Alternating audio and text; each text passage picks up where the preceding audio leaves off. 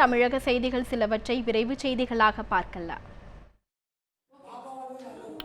விருதுநகர் மாவட்டம் ராமகுடும்பன்பட்டியில் உள்ள ஊராட்சி ஒன்றிய தொடக்கப் பள்ளிக்கு முறையாக வராத ஆசிரியர்கள் பால்ராஜ், தர்மலிங்கம் ஆகியோரை பணியிட மாற்றம் செய்ய வலியுறுத்தி மாணவர்கள், பெற்றோர்கள் பள்ளியின் முன்பு அமர்ந்து போராட்டத்தில் ஈடுபட்டனர்.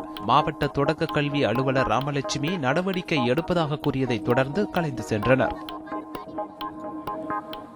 வேலூர் மாவட்டம் அரக்கோணம் நகராட்சி கூட்டத்தில் பாதாள சாக்கடை திட்டம் முறையாக நடைபெறவில்லை என நகராட்சி தலைவர், உறுப்பினர்கள் உள்ளிட்டோர் அதிகாரிகள் மீது குற்றம் சாட்டினர்.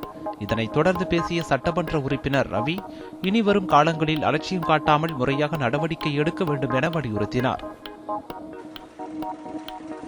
நாமக்கல் மாவட்டத்தில் நடந்த இருவேறு விபத்துகளில் 7 லட்சம் ரூபாய் இழப்பீடு வழங்காத 2 அரசு பேருந்துகளை அதிகாரிகள் ஜப்தி செய்தனர்.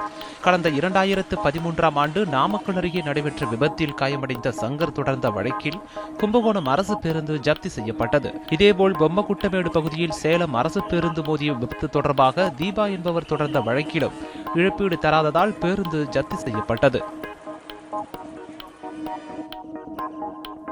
தேனி மாவட்டம் ஆண்டிப்பட்டி அடுத்த மாக்குண்டு பகுதியில் சாக்கடையால் தூர்ந்துள்ள ஊரணியை தூர்வார வேண்டும் என கிராமத்தினர் கோரிக்கை விடுத்துள்ளனர். கடந்த 20 ஆண்டுகளாக மக்கள் குப்பைகள் கொட்டியதால் ஊரணி சாக்கடையாக மாறியுள்ள நிலையில் அப்பகுதி மக்களுக்கு தொற்று நோய்கள் ஏற்படும் அபாயம் ஏற்பட்டுள்ளதாக தெரிவித்துள்ளனர். திருச்செந்தூர் அருகே உள்ள ஆறுமுகநேரியில் இருசக்கர வாகன பழுதுபார்க்கும் மையத்தில் நிறுத்தி வைக்கப்பட்டிருந்த 10க்கும் மேற்பட்ட வாகனங்கள் தீயில் எரிந்து நாசமாகின. இதுகுறித்து பட்டு என்பவர் கொடுத்த புகாரின் அடிப்படையில் ஆறுமுகநேரி போலீசார் வழக்கு பதிவு செய்து விசாரணை மேற்கொண்டு வருகின்றனர். இந்திய அரசின் தொழிலாளர் விரோத போக்கை கண்டித்து குளிர்கால கூட்டத்தொடரின் போது அனைத்து தொழிற்சங்கங்களையும் ஒருங்கிணைத்து நாடாளுமன்றத்தை முற்றுகையிடப் போவதாக சுதந்திரா தொழிற்சங்கத்தின் ஒருங்கிணைப்பாளர் முகமது பஷீர் தெரிவித்துள்ளார்.